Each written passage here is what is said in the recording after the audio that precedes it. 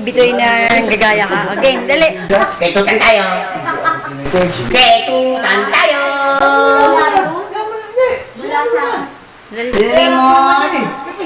Limot. Pengi akong limot. Bibili ako ng tulbete. Madalat kati ang tulbete. Putang ina mo. Buti na lang, may nagbigay sa akin ng 10 pito, kitang babae. Ang sabi niya sa akin, wala pa siya asawa. Natuwa ako, kasi ang sabi niya sa akin, wala pa siya asawa.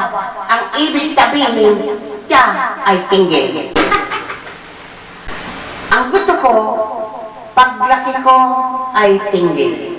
Pag nag-atawa ako, ang gusto ko ay tinggil. Nagalit siya sa akin. Akala niya, pinagtatawanan ko siya. Ang sabi niya, masama bang maging tinggil?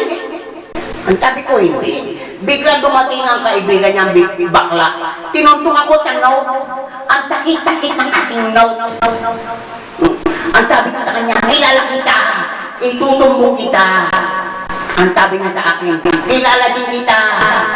Wala kang alam kundi magtumbong. Tumbong na tumbong. Ang sabi ko sa kanya, makilala kita. Kasi wala kang alam kundi manite. Pura tite, tite, tite.